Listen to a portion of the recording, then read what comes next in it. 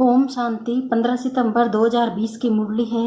बाबा ने कहा, मीठे बच्चे, बाप आए हैं तुम्हें ज्ञान का तीसरा नेत्र देने, जिससे तुम सृष्टि के आदि मध्य अंत को जानते हो। प्रश्न है, शेरनी शक्तियाँ ही कौन सी बात हिम्मत के साथ समझा सकती है? उत्तर, दूसरे धर्म वालों को ये बात समझाना है कि बाप कहते हैं तुम अपने को आत्मा समझो, परमात्मा नहीं। आत्मा समझकर बाप को याद करो तो विकर्म विनाश होंगे और तुम मुक्तिधाम में चले जाएंगे। परमात्मा समझने से तुम्हारे विकर्म विनाश नहीं हो सकते।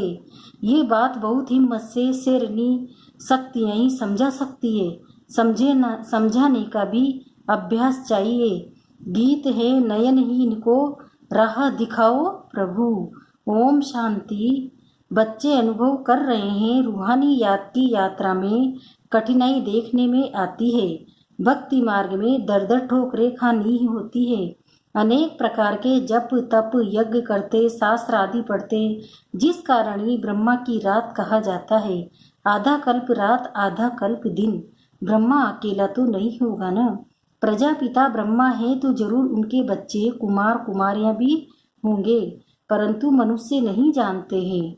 बाप ही बच्चों को ज्ञान का तीसरा नेत्र देते, जिससे तुम सृष्टि के आदि मध्य अंत का ज्ञान मिला हुआ है। तुम कल्प पहले भी ब्राह्मण थे और देवता बने थे। जो बने थे वही फिर बनेंगे। आदि सनातन देवी देवता धर्म के तुम हो।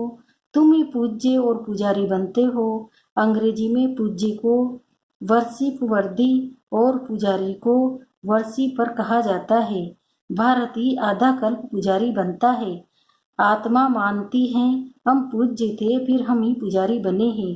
पूज्य से पुजारी फिर पूज्य बनते हैं। बाप तो पूज्य पुजारी नहीं बनते। तुम कहेंगे हम पूज्य 500 देवी देवता थे, फिर 84 जन्म के बाद कंप्लीट पतित पुजारी बन जाते हैं। अभी भारतवासी जो आदि सनातन देवी देवता धर्म वाले थे, उन्हों को अपने धर्म का कुछ भी पता नहीं है। तुम्हारी इन बातों को जब धर्म वाले नहीं समझेंगे तो इस धर्म के कहाँ कन्वर्ट हो गए होंगे, वही आएंगे। ऐसे कन्वर्ट तो बहुत हो गए हैं। बाप कहते हैं जो शिव और देवताओं के पुजारी है उनको सहज है। अन्य धर्म वाले माथा खपाएंगे, जो कन्वर्ट होगा उनको टच होगा और आकर समझने की कोशिश करेंगे, नहीं तो मानेंगे नहीं। आर्य समाजियों में से भी बहुत आए हुए हैं, सिख लोग भी आए हुए हैं। आदि सनातन देवी देवता धर्म वाले जो कन्वर्ट हो गए उनको अपने धर्म में जरूर आना पड़ेगा। झाड़ में भी अलग अलग सेक्शन है, फिर जाएंगे भी नंबरवार। टाल टालियां निकलती रहेगी, वो पवित्र होने कारण उनका प्रभाव अच्छा निकलता है। इस समय देवी देवता धर्म का फाउंडेशन है नहीं, जो फिर लगाना पड़ता है। बहन भाई तो बनना ही पड़े। हम एक बाप के बच्चे, सब आत्माएं भाई भाई है, फिर भाई बहन बनते हैं। अब जैसे कि नई सृष्टि की स्थापना हो रही है, पहले पहले ही ब्राह्मण नई सृष्टि की स्थापना में प्रजापिता ब्रह्मा तो जरूर चाहिए। ब्रह्मा द्वारा ब्राह्मण होंगे, इनको रुद्र ज्ञान यज्ञ भी कहा जाता है। इसमें ब्राह्मण जरूर चाहिए, प्रजापिता ब्रह्मा की औलाद जरूर चाहिए। वह है ग्रेट ग्रेट ग्रैंडफादर, ब्राह्मण हैं, परंतु पहले नंबर में चोटी वाले। आदम बीबी एडम ईव को मानते भी हैं। इस समय तुम पुजारी से पूज्य बन रहे हो। तुम्हारा सबसे अच्छा यादगार मंदिर देलवाड़ा मंदिर है। नीचे तपस्या में बैठे हैं, ऊपर में राजाई, और यहाँ तुम चैतन्य में बैठे हो। ये मंदिर खलास हो जाएंगे, फिर भक्ति मार्ग में बनेंगे। तुम जानते हो अभी हम राजयोग सीख रहे हैं, फिर नई दुनिया में जाएंगे। वह जड़ मंदिर तुम चैतन्य में बैठे हो। मुख्य मंदिर ये ठीक बना हुआ है, स्वर को नहीं तो कहाँ दिखाएंगे, इसलिए छत में स्वर को दिखाया है। इस पर बहुत अच्छा समझा सकते हैं हो। बोलो भारत में ही स्वर्ग था, फिर अब भारत नरक है। इस धर्म वाले झट समझेंगे। हिंदुओं में भी देखेंगे तो अनेक प्रकार के धर्मों में जाकर पड़े हैं। तुमको बहुत मेहनत करनी पड़ती है निकालने में। बाबा ने समझाया है, अपने को आत्मा समझ मामेकम याद करो, बस। और कुछ बात ही नहीं करना चाहिए। जिनका अभ्यास नहीं उनको तो बात करनी भी नहीं चाहिए, नहीं तो बीके का नाम बदनाम कर देते हैं। अगर दूसरे धर्म वाले हैं तो समझाना चाहिए कि यदि तुम मुक्ति धाम में जाना चाहते हो तो अपने को आत्मा समझो, बाप को याद करो। अपने को परमात्मा नहीं समझो, अपने को आत्मा समझ बाप को याद करेंगे तो तुम्हारे जन्म जन्मांतर के पाप कट जाएंगे और मुक्ति धाम में चले जाएंगे। तुम्हारे लिए यह मनमनाभव का मंत्री बस है, परंतु बात करने की हिम्मत चाहिए। शेरनी शक्तियां ही सर्विस कर सकती है। सन्यासी लोग बाहर में जाकर विलायत वालों को ले जाते हैं कि चलो तुमको स्पिरिचुअल नॉलेज देंगे। अब वो बाप को तो जानते ही नहीं, ब्रह्मा को भगवान समझ कह देते हैं। इसको याद करो, बस ये मंत्र दे देते हैं जैसे किसी चिड़िया को अपने पिंजरे में डाल देते हैं। तो ऐसे ऐसे समझाने में भी टाइम लगता है। बाबा ने कहा था हर एक चित्र के ऊपर लिखा हो शिव भगवान वाच। तुम जानते हो इस दुनिया में धनी बिगड़ सब निधन के हैं, पुकारते हैं तुम माता पिता। अच्छा उनका अर्थ क्या है? ऐसे ही बोलते रहते हैं तुम्हारी कृपा से सुख घनेरे। अब बाप तुमको स्वर्ग के सुख के लिए पढ़ा रहे हैं, जिसके लिए तुम पुरुषार्थ कर रहे हो। जो करेगा वह पाएगा।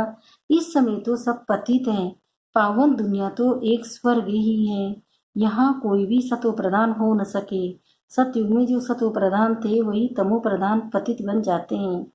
क्राइस्ट के पिछाड़ी जो अनेक धर्म वाले आते हैं वो तो पहले सतो प्रधान होंगे ना। अब लाखों की अंदाज में होते हो, तब तस्कर तैयार होता है लड़कर बादशाही लेने। उनको सुख भी कम तो दुख भी कम। तुम्हारे जैसा सुख तो किसी को मिल न सके। तुम अभी तैयार हो रहे हो सुख धाम में आने के लिए। बाकी सब धर्म कोई स्वर्ग में थोड़ी ही आते हैं। भारत जब स्वर्ग था तो उन जैसा पावन खंड कोई होता नहीं। जब बाप आते हैं तभी ईश्वरी राज्य स्थापन होता है। वहाँ लड़ाई आदि की बात नहीं, लड़ना झगड़ना तो बहुत पीछे शुरू होता है। भारतवासी इतनी इतना नहीं लड़े हैं, थोड़े आपस में लड़कर अलग हो गए हैं। द्वापर में एक दो पर चढ़ाई करते हैं। ये चित्र आदि बनाने में बड़ी बुद्धि चाहिए। ये भी लिखना चाहिए कि भारत जो स्वर्ग था सो फिर नर्क जैसा कैसा बना है। आकर समझो, भारत सदगति में था अब दुर्गति में है। अब सदगति को पाने के लिए बाप ही नॉलेज देते हैं। मनुष्य में ये रूहानी नॉलेज होती नहीं है, ये होती है परमपिता परमात्मा में। बाप ये नॉलेज देते हैं आत्माओं को, बाकी तो सब मनुष्य मनुष्य को ही देते हैं। शास्त्र भी मनुष्य ने लिखे हैं, मनुष्य ने पढ़े हैं। यहाँ तो तुम्हें रूहानी बाप पढ़ाते हैं और रूह पढ़ती है। पढ़ने वालों तो आत्मा है न, वो लिखने और पढ़ने वाले मनुष्य ही है। परमात्मा को तो शास्त्र आदि पढ़ने की दरकार नहीं। बाप कहते हैं इन शास्त्रों आदि से किसी की भी सदगति हो नहीं सकती। मुझे ही आकर सबको वापस ले जाना है। अभी तो दुनिया में करोड़ों मनुष्य हैं।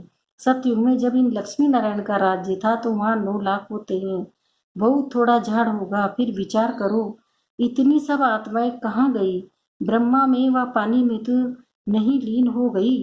वो सब मुक्ति धाम में रहती है। हर एक आत्मा अविनाशी है, उनमें अविनाशी पाठ नूंदा हुआ है जो कभी मिट नहीं सकता। आत्मा विनाश हो न सके। आत्मा तो बिंदी है, बाकी निर्वाण आदि में कोई भी जाता नहीं है। सबको पाठ बजाना ही है। जब सब आत्माएं आ जाती है तब मैं आकर सबको ले जाता हूँ। पिछाड़ी में है ही बाप का पाठ। नई दुनिया की स्थापना भी पुरानी दुनिया का विनाश, ये भी ड्रामा में नींद है। तुम आर्य समाजियों के झूठ को समझाएंगे तो उसमें जो कोई इस देवता धर्म का होगा उनको टच होगा। बरोबर ये बात तो ठीक है, परमात्मा सर्वव्यापी कैसे हो सकता है? भगवान तो बाप है, उनसे क्या वर्षा मिलता है? कोई आर्य समाजी भी तुम्हारे पास आते हैं ना, उनको ही सेप लिंग कहा जाता है। तुम समझाते रहो, फिर तुम्हारे कुल का जो होगा वो आ जाएगा। भगवान बाप ही पावन होने की युक्ति बताते हैं। भगवान वाच मामेकम याद करो, मैं पतित पावन हूँ। मुझे याद करने से तुम्हारे विकर्म विनाश होंगे और मुक्ति धाम में आ जाएंगे। ये पैगाम सब धर्म वालों के लिए हैं। बोलो बाप कहते ही दे कि सब धर्म छोड़ मुझे याद करो तो तुम तमो प्रधान से सतो प्रधान बन जाएंगे।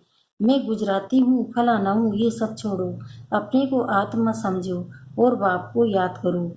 ये है योग अग्नि। संभाल संभल कर कदम उठाना है।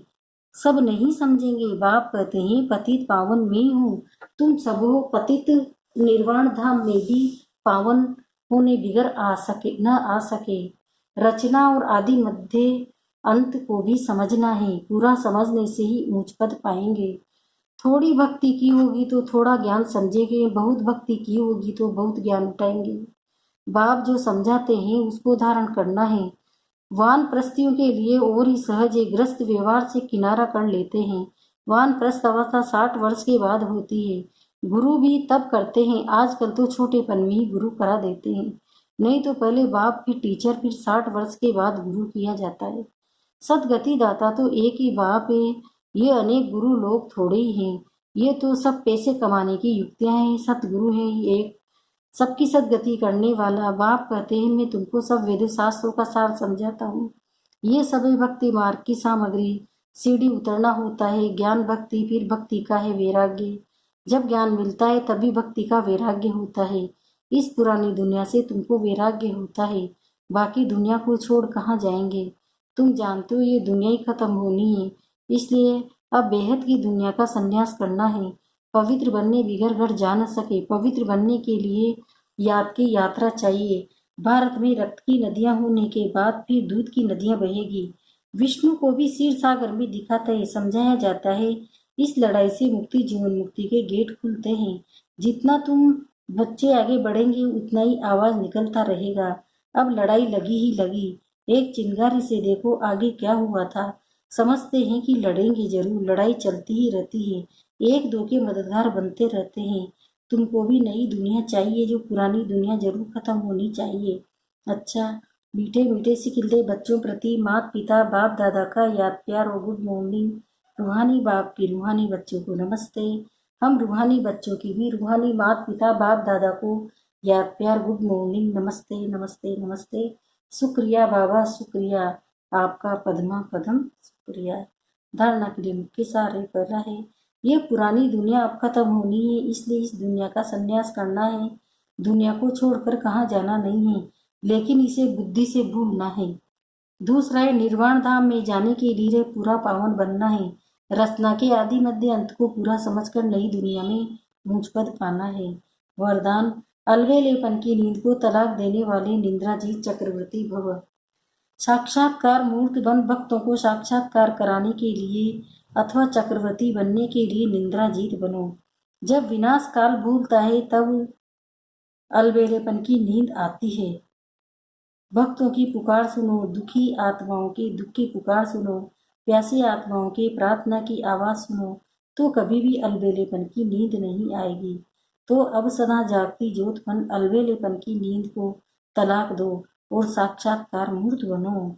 स्लोगन है, तन मन धन मन वाणी कर्म किसी भी प्रकार से बाप का कर्तव्य में सहयोगी बनो तो सहज योगी बन जाएंगे। ओम शांति।